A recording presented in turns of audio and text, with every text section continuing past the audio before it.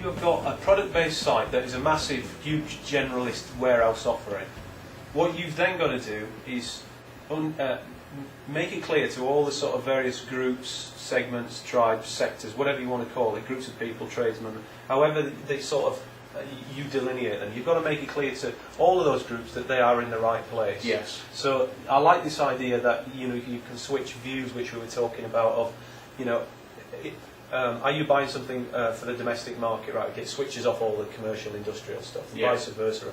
Are you a small tradesman? Okay. Well, this is the sort of stuff you want to be into Makita or whatever. Oh, if it's glorified hobbyists who are buying, I know Screwfix sell a lot to the domestic market, don't they? Then you might be in a different range of tools, different type of power tools, where there's just no way I'd spend more than £100 on a drill. I won't spend 1,000, but you've got to give the right products to the right kind of people, with the right kind of service, haven't you? And this is an approach, and maybe the sort of, are you this, are you that? What kind of group are you? Are you a tradesman? Okay. Helping people very quickly understand that your 45,000, 49,000 products is a benefit because you help them access them. Yeah. So the other thing that's difficult for you is that it's a product-led site. It is, yeah. And totally unashamedly, because that's what people are there for.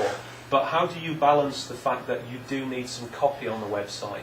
Because all of this is your real estate, isn't it? Every bit of space that you don't occupy with product. I mean, what we've got for your kind of written content potentially takes away from sell opportunities, and you've got to get that balance, haven't you? Well, what we've got there, John, we've got like pictures of all the team like winning the awards and etc. We've got like images of people, which I think always works well. Yeah. We need to do a bit more with that. I think the RSS feeds will help, where people, if they want to buy into it and get latest news, they can do.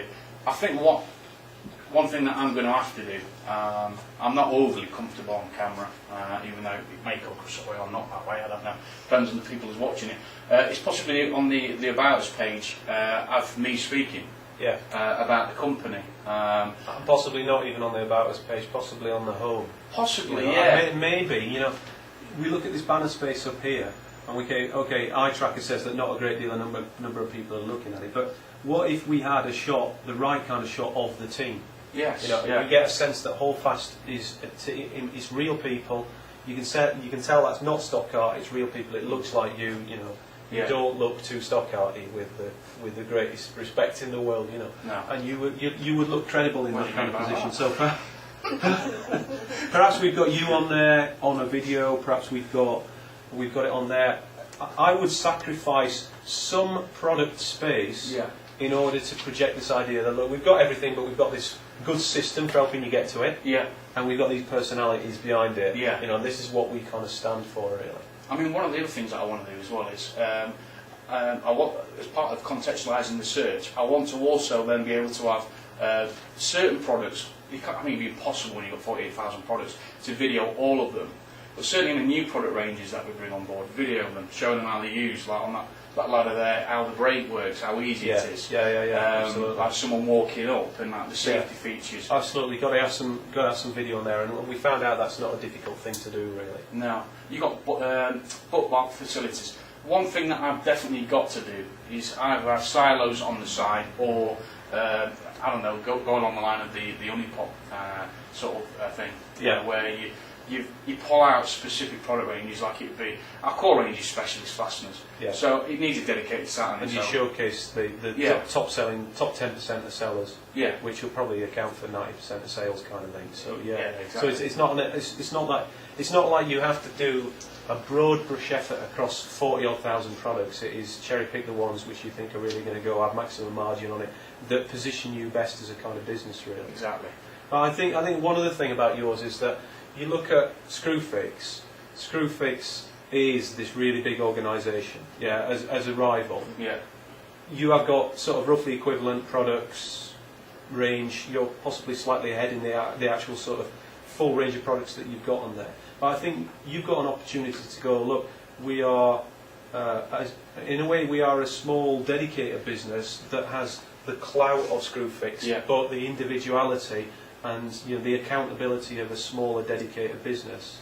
You know what I mean? I do. So don't try too hard to feel like you're a massive corporate. No. Have the benefits of both almost on your website. I think the beauty of it is, I mean, anyone from Screwfix watching this video will think, who is this guy, upstart, this, that and the other, but we better watch out, because the reality of it is, I know about them, they don't know about Holdfast, and once we use pay-per-click, which we've never used, once we actually start doing things properly, we will start hurting bigger companies.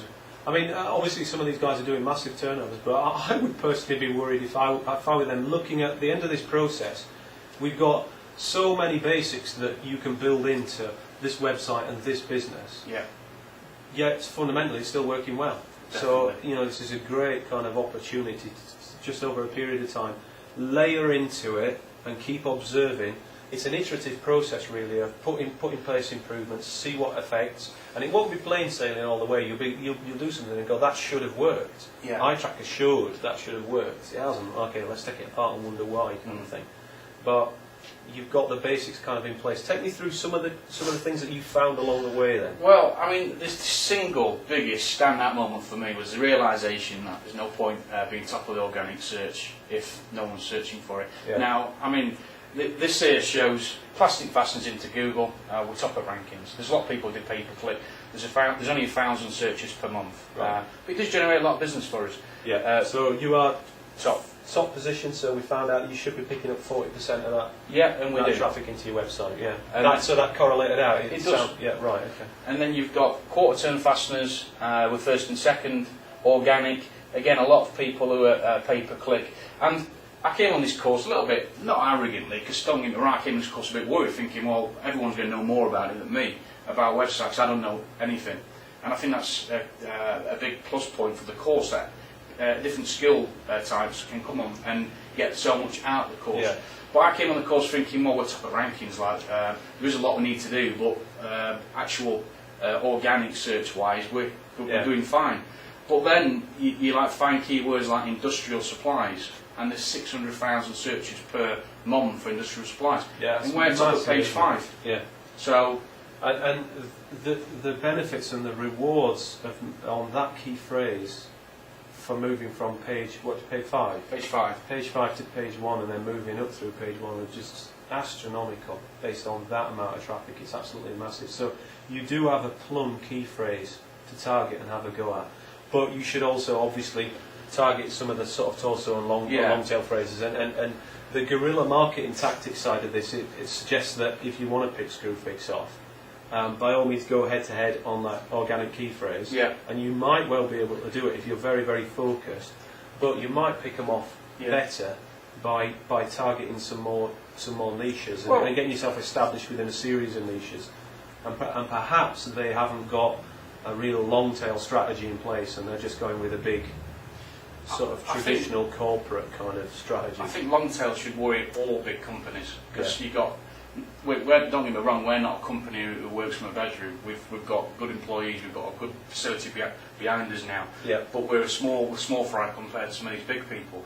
However, I believe long tail is not only about niche marketing, it's about niche services. Now, we've got maybe specific keywords we can focus on, where pay-per-click and organic, we H1 tags, etc. But I class long tailers having no small order value, the quantity, small free delivery on online orders, which no one else does. No one else does it in our industry. Now, that's, again, some people are looking for that, some people aren't looking for it. You've then got general industrial sort of in the middle, and then in the end you've got the large mass market. Now, we are competitive on certain product ranges, our core one being specialist fasteners on bulk quantities. We can compete with anybody on price, because predominantly our overheads are low and our cost base is the same. But when it comes to long tail, our prices are unquantifiable, because no one's supplying the quantities we supply. So how do you date it? How do you price it? And that's potentially a really good advantage for you, because as an example, I put my house up for sale a few years ago, and the variance in the prices of the valuations was just amazing. And when you ask the estate agents, they're like, I've got nothing to compare it against. I honestly don't know whether it's worth this or this, And what you've got to do is give people an opportunity to